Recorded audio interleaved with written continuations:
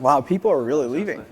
Even with I guess the pool party is not as fun. pool party is over. Yeah, pool party is just getting started though. Well, welcome to the pool party. I'm your moderator, Leo, and let's do a round of introduction. My name is Nick Hansen. I'm the CEO of Luxor, which is probably the smallest pool on stage today, but it doesn't mean we have small hearts. Hi, hello everyone. My name is Danny. It's good to see you all here. I work for Poolin. Poolin is we started as a mining pool business in 2017 and quickly grow in scale. And right now we are also doing self-mining and hosting services. I lead the US business operation and development for mining pool service and money retail and also hosting. And good to catch up with you all. Hey, I'm Beddict. I'm the PM for Foundry USA Pool, or product manager, sorry. Hi everyone. Is this working? Yeah? No. No? Hello? I'm Edward. I'm the director of business development at Braiins and Slush Pool. Yeah, that's me. Can you guys hear him? No. Yeah, his mic is not working. And also That's the timer hasn't started yet, so I assume we're going to be here for 4 hours. Yeah. Yes. Okay, There here we we go. go. I got it now. Yeah, thank you. Yeah, I'm Edward Evenson. I'm the director of business development at Braiins and Slush Pool. Excuse the vocal fry. We had a bit of a night last night at Beefsteak, and it's catching up to me. Yeah, so clearly the past year has been a very interesting year for the mining industry. I think there's a lot of changes in the distribution of the miners, especially ever since the China ban. So what are the biggest impact to your business on this front, and what are the things that you feel that you have to adapt to? What kind of new clients you're facing, and what kind of new demands you're seeing? So collectively, the North American pools had to prepare for a large influx of new hash rate because it was all coming offline in China. Obviously, not great for our Chinese counterparts, but great for us. Foundry overtook the #1 position here as a result, and Luxor grew exponentially as well. We probably did over 20x our size from last year. And so, yeah, just getting ready for all of that new hash rate coming over to our way. And then that is, we also have a brokerage line as well, so getting ready for all that influx of machinery coming across the pond. So. Yeah, so definitely we agree with that. So last year has been an interesting year. A lot of black swan events happening, and you see the migration of hash rate not only from China, it's actually from also from KZ and from Ukraine and everywhere else. So the latest event with the Russian and Ukraine war has brought it to attention that there will be a growing awareness within the mining industry that people will start to realize that stability and security might be a bigger factor over cheaper electricity price, and that's why you see a lot of the miners are moving to the U.S. and the North American region. And the other thing that I want to bring up is that I have seen like a rise of concern for the environmental friendly and corporate social responsibility for the mining communities. And you have seen people actively reaching out, approaching for renewable energy. And also we have been in testing and experiment for the reuse of heat, the recycle of the mining heat. And that was some interesting thing I found. Yep. Yeah, similar to Luxor, we sort of placed ourselves in front of that wave, and we prepped with. There's difference in culture between Chinese Bitcoin miners and North American Bitcoin miners, and we sort of prepared for that North American mindset. We've seen some good success from that, and for us, once China banned mining, as Nick said, just a wave of hash rate into the U.S. and we've been maintaining our servers and deploying as much as we can locally because stale share rate is really critical to every customer, and for us it had been building this back end and then just getting frankly quite lucky that China banned it and being prepared for that onrush. Similarly on the energy front, Foundry does advising work as well, and we're certainly seeing more interest from those groups. But I think the better or the more interesting narrative, at least to me, is the flare gas capture and stuff like that, and that's becoming very big in the U.S. I think ESG is has some connotations that I think we don't want to feed into that narrative, but it's definitely something that within the U.S. market and with mining in general, it's becoming more of a talking point. I don't know how much validity there is to it, but we'll keep providing good, clean data so that we can combat narratives. Building on some of what Jay just mentioned in terms of the cultural difference, I had some experience with that because I had previously worked in China in Bitcoin mining before coming over to Braiins and Slush Pool. They definitely handled things very differently. And so a lot of bringing over some of that hash rate from China to North America or any other respective region was sort of trying to smooth out that clash of cultures as much as possible. For example, in China, they were used to doing sort of a seasonal rotation for placing their hash rate in generally Xinjiang or Sichuan. This was based around the monsoon season or the rainy season. In Sichuan, probably more accurately call it rainy season, where you could essentially get an all-in hosting price of 3 to 3.3 cents per kilowatt hour, all in, no questions asked. And then in the dry season, get somewhere closer to 5 to 5.2. And the industry over there was very segmented. There wasn't a whole lot of vertical integration. So they went from that environment where everything was like very cut and dry, very cheap, very turnkey in a certain sense, and segmented, to being kind of thrown into the North American market, moving their machines, in which people were asking much higher rates for the electricity, asking for revenue or profit share agreements, which they at first kind of balked at and really weren't happy about, but then eventually kind of swallowed that tough pill and started adapting to the market. So it presented some pretty unique opportunities in terms of if you can help place that hash rate, naturally you're going to benefit from it by getting some on your pool, getting some on other software you're making, what have you.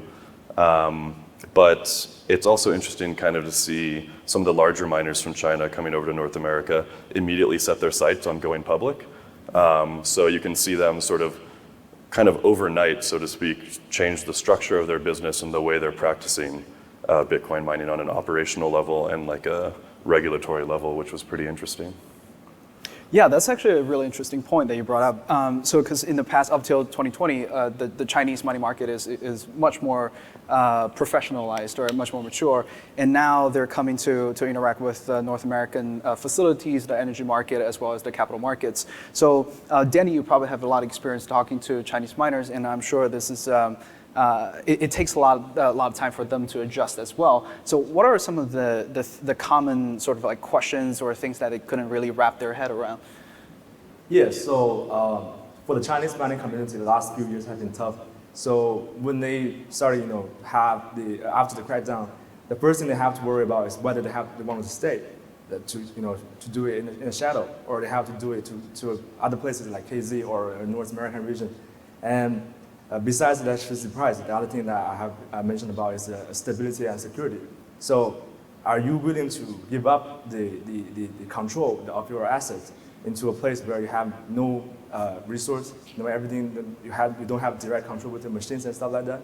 So the willingness for you to take the risk of giving up the control of your miner was a really big thing. And the other thing is that when the Chinese mining community go into the US, they don't have direct contact, direct access to energy resources, and they don't know how the power system, the electricity system, the industry works in the U.S. For us, for pooling, we also do soft mining. So when we first moved into the U.S. and when we first moved to Texas, we actually did a lot of research on the deregulated market of Texas and how the ERCOT and how everything else works. It was a lot of research and learning, and luckily we put it off. And there are still some of the Chinese miners who have suffered from, energy brokers that who just try to get a good share of a profit of it, and that's basically it. So, do you see more, joint ventures of Chinese miners with existing hash power, working with, local companies and form some kind of profit sharing business, or they just come here and spin up operation themselves? Yeah, I would see a little chance for them to start themselves, but there will be a top tier mining companies that originally from China that have been already established or is in development within the US region or in the North American region. And for the other Chinese miners who has been suffer or has still trying to see how the future opportunities, I think they will just partner up with the existing top-tier Chinese mining communities that have been already established in the U.S. For their business to mining. So one of the biggest differences between Chinese miners and American miners is treasury management. It seems like most American miners really hold on to all that Bitcoin, where traditionally it seemed like most of the Chinese miners would at least liquidate at most their OPEX, if not everything. That does produce an interesting profile for Bitcoin miners here in the US. Initially, a Bitcoin miner is a play on power, but over time they build that asset class or that reserve asset, and it starts to become more of a pure Bitcoin play as the life of the miner goes on. It becomes a very different. It's very different from what we saw in China. At least, Denny, correct me if I'm wrong on there. Yeah, definitely. And also, when the Chinese miners try to move their equipment to the U.S., there's 25% tariff. So to get that away is really hard. So some of them will decide to liquidate their assets and try to get a new order and move it to the U.S. Yeah, so one thing that's interesting about hash power moving to US is that a lot of institutional grade players with very sophisticated understanding of capital markets are coming to play as well. We see a lot of companies going public. We see a lot of company with doing private loans. So from mining pool's perspective, what do you see are the biggest changes of dealing with this type of institutional clients versus in the past, most miners are just anonymous operations? You want to take that one, Jay? Yeah, so Foundry is fairly well known for being a financier of mining machines, and it's something that that's how Foundry started, focused strictly on that part of the business. A lot of it was focused within North America, bringing those machines from China. This is pre-ban, over here to set up shop, leverage the skill set of the early team on that. Again, it was really tailored to that American mindset, which is a little bit more institutionally focused. So that was the start of the business and actually led to the pool, right? Okay, well, we have all this hash rate that's coming in. We had a lot of hash rate ourselves as self-mining.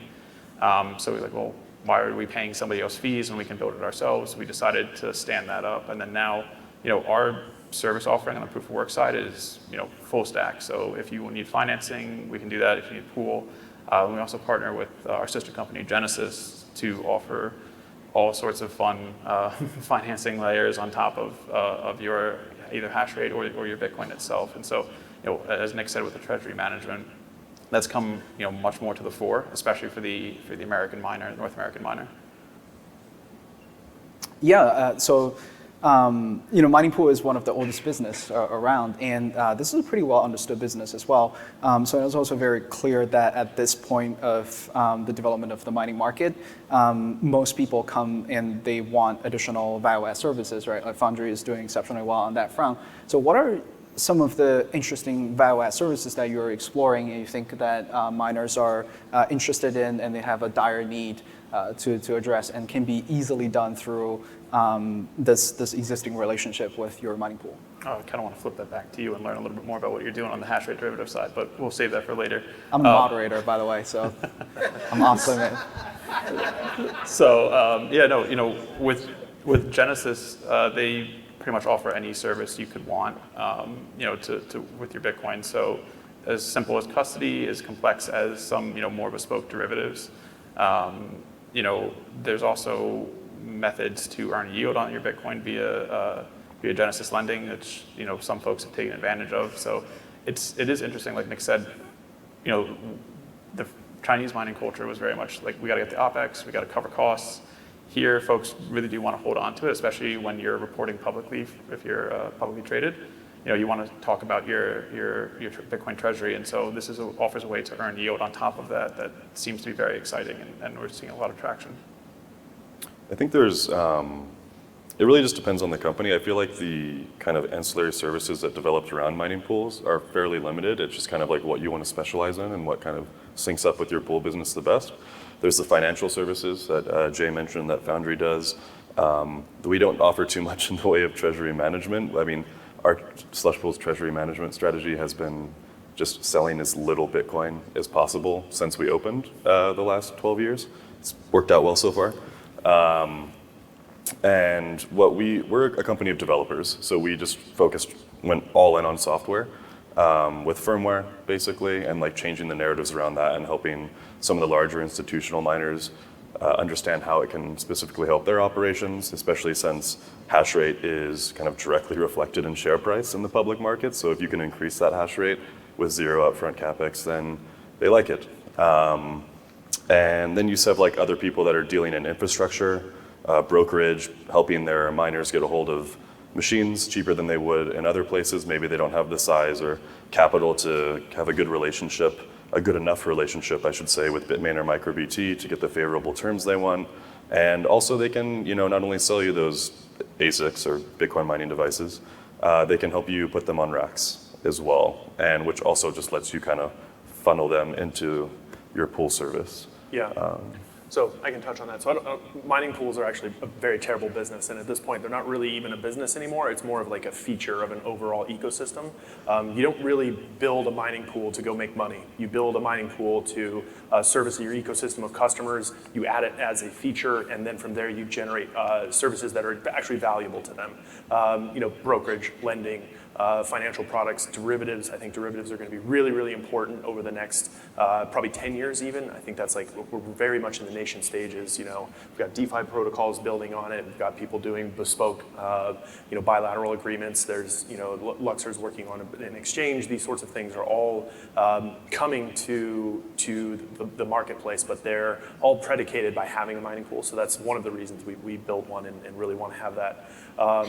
Long term, I think that, again, the mining pool is just a feature, and you have to work your way up and down the stack. So you can go down into firmware, actually management software for the whole for your whole co-location. So running a facility with 50,000 machines in it actually requires quite a lot of coordination between between all of the different working pieces, your switchgear, all of the things that happen inside of a facility, and then that's all working down towards the plug, and then you've got even power management and things like that. And then working away from the plug into financial services. So, mining pools just a feature at this point. Yeah, if mining pools are doing their job right, they're unnoticeable, they're invisible. You don't even realize they're there. But as soon as something goes wrong, is when you start interacting generally with the pool provider. So it's not really a solid place to build the whole business off of. As Nick said, it's just kind of something that sweetens the pot. Yeah, when you said interacting, that's a very, very nice way of describing what happens when a mining pool goes down. You're not very much interacting with your mining pool at that point. You're very much yelling at them. I used to do account management, so I'm well prepared for that. And also, just like Nick said, so mining pool is, it's not like the profit margin for mining pool is really low. So it's more like a way for us to make friends, to build a connection. And also, like Albert said, that it depends on how you specialize it. So for pooling, we have, since the hash rate migration, we have been more diversified in terms of hash rate distribution and in terms of our customer portfolio. And now we're more like a global mining pool. Before we have a large concentration of hash power from China, but right now there's only a small fraction of it. And many of them are coming from the US, are coming from Southeast Asia and some other European countries. And for us, on one hand, we're trying to do, as we get more and more the different customers from different regions with different types of customers, we started exploring the features that to meet their demand. So, for example, we have something like profit share, earning split, which means that for a joint venture or partnership program, you can distribute your profit by percentage or by amount daily. And also, on the other hand, we're trying to be more vertically integrated as possible. So we have, being able to self-mining and doing hosting and miner retail, we'll be able to, have the miner purchase, hosting, mining pool, and also asset custody, and also financial services in the future to be a more integrated one-stop mining solutions. Yeah, there are a lot of good points there. So I wanted to just touch on a few specific nuanced points there. So it's very obvious that mining pool operations are no longer should not be known as just a mining pool operation and should be just part of a much larger stack, right? So, for instance, Foundry is a mining financing company, and mining pool is part of it. And for Slush, it's a firmware. So you offer like optimization services, and mining pool is part of it. So, so what are some of the vectors that you're actively pursuing? What are some of the metrics that you're in other part of the stack you're pursuing to maximize profit for your operation? I mean, for us, miner uptime is really important, and so for our pool, like part of it was like we wanted to have some control over that because we use FPPS, and so we wanted to make sure that we could have stable, consistent payouts, and that's a really good metric for us as a financing company because if we're offering folks access to these machines, that's the only collateral. And if they're not plugged in or they're not working right or they're not getting payouts, that means we risk a default there. So we want to make sure that we covered that. And so we focused our pool on a lot of stability focus, and that was really key for us. And we still see the benefits of that today, even though we have expanded the pool beyond our financing clients and stuff like that. It's helpful to have that uptime, especially in an FPPS environment, where that counts. Every hash counts. We approach similarly miner uptime, but it's kind of in a different approach. So whether it be how you build out the infrastructure, like certain parts of your aisles can get really hot in mining while others are cooler, how making the software make those runners that run hot and maybe constantly rebooting run a little bit more cooler and efficiently while the rest are business as usual.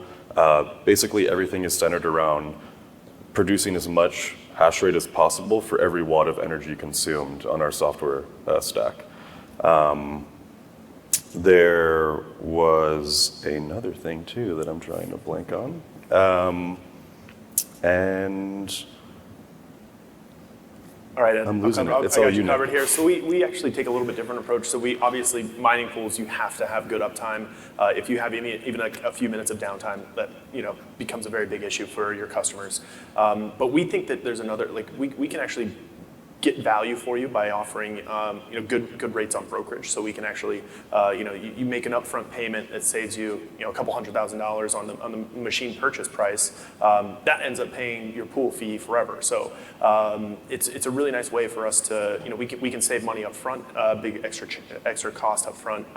So we try to do that. Then also software services all over the place. So really tight integrations. We do tight integrations with like all the tax reporting software, which is really handy, especially for your hobby miner, figuring out how to like report all this stuff as income. So we integrate with TaxBit, Coinly, like all the tax softwares that are out there today.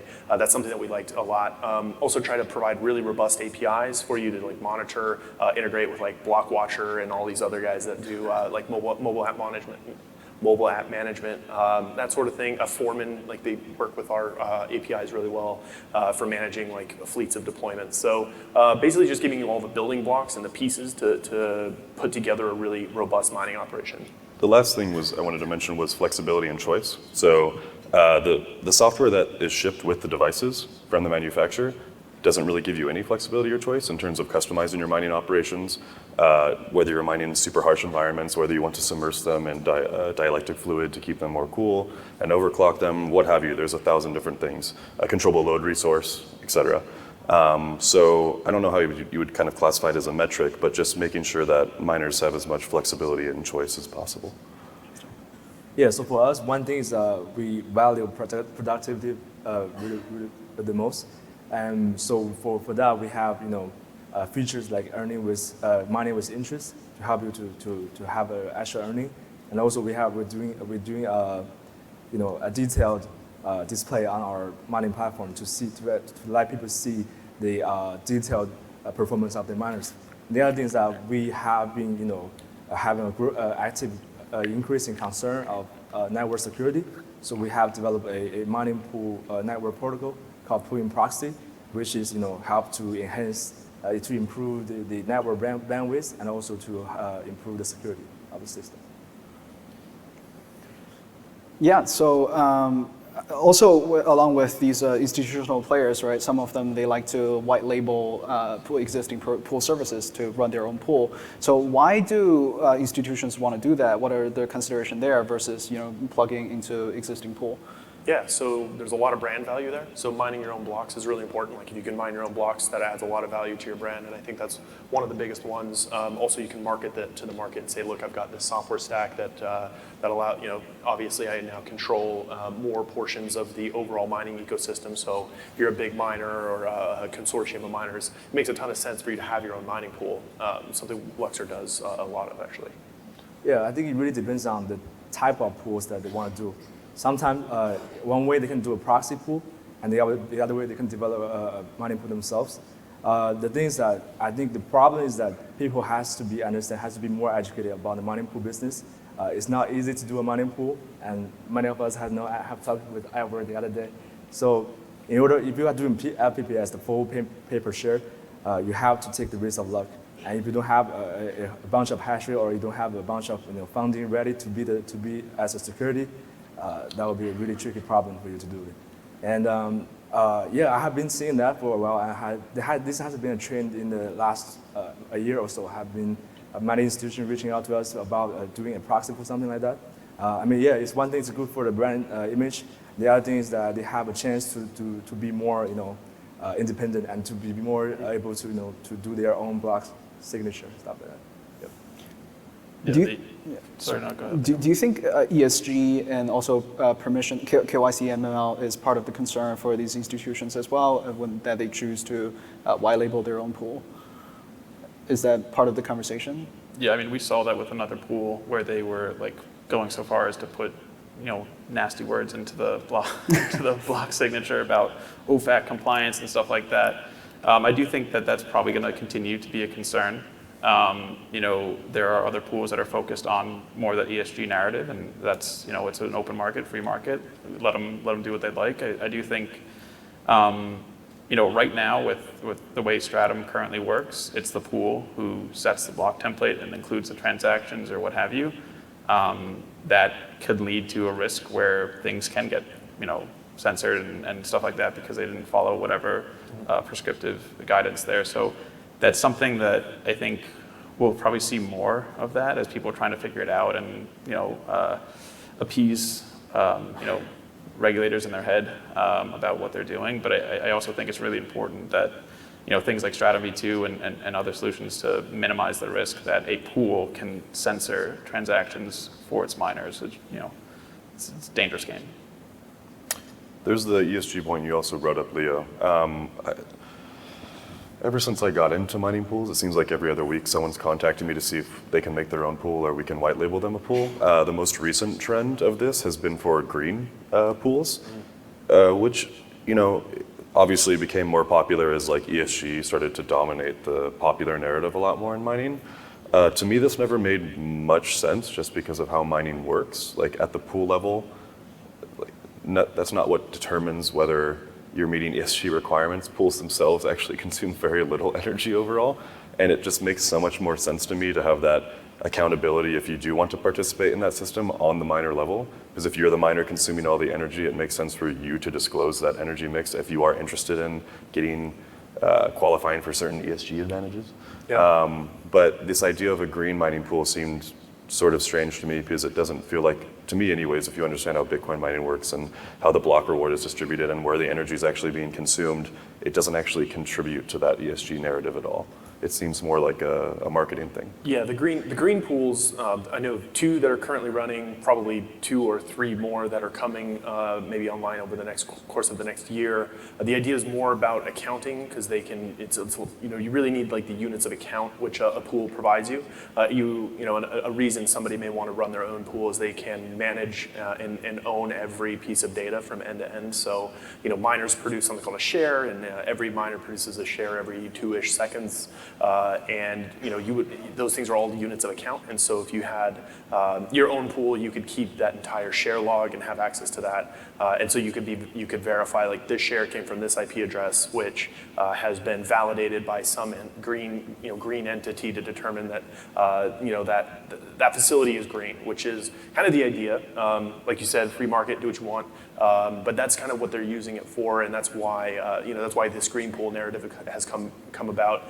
Back to the OFAC point, that was also the market seemed to indicate that maybe an OFAC compliant pool would be beneficial. I think the market quickly determined that that was not the case, and so it switched back to being pretty much a normal pool at that point. But yeah, these are all like very interesting niche reasons why somebody might want their own pool. They have their own reasons, their own initiatives, whether it's owning the data, owning the coins, owning the coin base, all that stuff is a reason somebody might want to build their own pool or license one of our pools to do their own mining.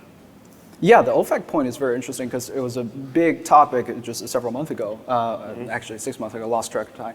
But it didn't get much traction afterwards. So what has changed? Is it, because we're clearly seeing regulatory conversations heating up. Yep. And this is definitely not something that they're just going to walk away and give up. So what are type of regulatory conversations that you guys are having, and also where do you think that this is going to go? So the idea of like an OFAC pool is kind of silly because you're really, okay, so if anybody doesn't know what an OFAC pool is, it basically means like transactions that go from, from like a drug lord or some sanctioned country are not included in your block templates that you mine, so they don't get included in your blocks, but then they would just get included in the next one. So the idea is like kind of silly that it would be, that's the idea. Now from a regulatory perspective, really, you just have to, like in the US, you really just have to be careful about your proper reporting. So in some cases, you may need to report, on your customers, but there are thresholds, and you can get a legal opinion as to how high those thresholds need to be. We try to make it very, very low or very, very high, so that you don't really break. Most regular miners aren't going to break through that wall. Yeah, same. So I think the most important thing for mining pool to be in terms of regulatory issues is that you have to be fully legal. So there's only two things that you cannot avoid. One thing is tax, the other thing is tax. So you have to pay your taxes for that. Yeah, and back to the block template thing there, like by participating in the Bitcoin mining network, right? If you put a block on top of another one, you are securing every transaction beneath that. So if the purpose of this OFAC ban was to like stop and not provide material support to these bad actors, just by participating in Bitcoin mining, you're providing better security to their original transaction. So it's like, I don't think regulators, or the folks who were trying to think like regulators thought that one fully through. Mm-hmm. But yeah, again, when it comes to, the dangers of centralized services, right? Like there is a risk there of, we've got a target on our back, we need to behave, otherwise, we get dinged, right? Like we're a US entity, we want to play nice, we like the US, we like living here. So, it's one of those things. But again, there's complying with the laws and making sure that you are not a bad actor. That's like really, really important. But then over compliance will just lead to that sort of more negative outcome. So it's right now, a lot of what we're doing is a lot of educating of politicians to help them understand, right? Like at the end of the day, we all want to live in a safe and happy place. So I don't think anyone wants to dock customers or anything like that, but it's about educating how it works, because a lot of people still seem to think that Bitcoin mining is very dirty, and Bitcoin itself is like for criminals and all that silly narrative there. So it's not for criminals. Just to be clear. Yeah, Jay sort of just highlighted the two narratives. At first, it was Bitcoin is funding terrorists and drug cartels and criminals, and more recently, at least in the context of regulatory conversations and frameworks, it's now Bitcoin is boiling the oceans. Bitcoin is bad for the environment. And it's, if you have any level of experience or knowledge of Bitcoin mining, it's pretty easy to tell that they're very uneducated on the subject. So education is going to be a very important part. Otherwise, the regulation will either, one, not do anything, and then that will quickly be overly burdensome to the industry and go way too far. The example I always bring up is when the good Senator Elizabeth Warren always uses the metric of the amount of energy it would take to per transaction, which is just a ridiculous metric, right? Like if the Bitcoin network used half as much energy, it could still process as many transactions. It's just not really valid. So like making sure that we step away from those sort of ridiculous talking points and helping them understand kind of some of the points that Jay mentioned, that there's some things just by participating in the Bitcoin mining network, you're securing all the previous transactions, so some things are inescapable in that sense. And just making sure that there's enough room for this kind of burgeoning industry, which is now just exploding. I wouldn't even call it burgeoning anymore, to continue to grow, and for the U.S. not to provide a regulatory framework that would lead to some of the stuff we've seen in Kazakhstan or China previously. Yeah, I think the conversation with the regulators, the education process, it would probably never stop, and they will always find new things to attack.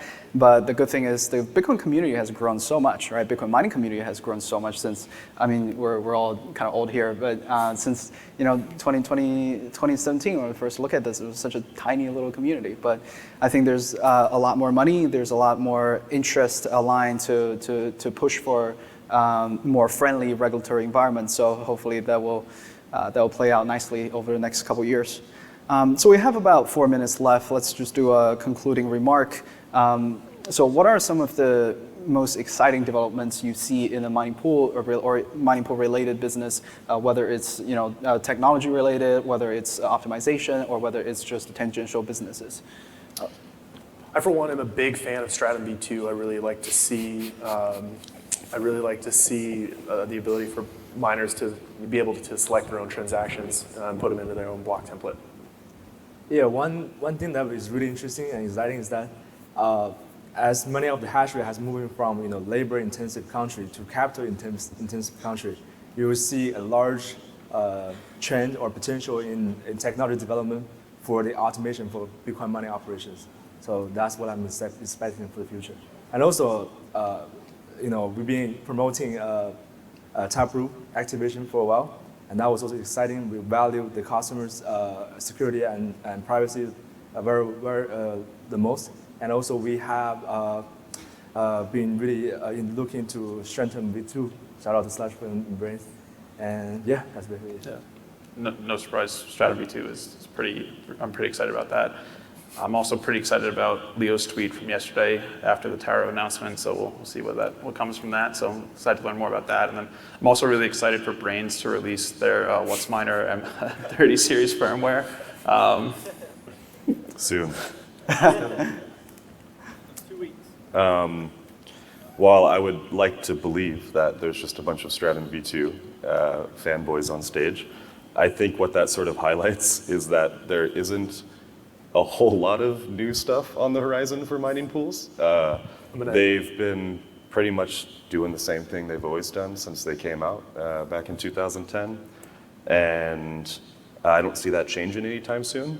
But if we're just talking about maybe like adjacent to mining pools, and so I don't have to talk about Stratum V2 as the next generation upgraded mining protocol, there's something like fee markets that seem pretty interesting to me. There's already talk, and it's probably already happened, between sort of backdoor deals where exchanges want to be able to process transactions during major liquidity events, and so they want to pre-purchase some block space in order to reserve some room for their transactions. Instead of this remaining behind closed doors, to have sort of open, transparent fee markets would be super cool. I'm excited to see something like that develop, and there's a couple people in the space already working on it. And then inevitably, pools are going to be, I think, the main infrastructure for what will turn into hash rate markets, which I think will be super exciting. Yeah, absolutely. Actually, the fee market point really should have brought up 20 minutes ago.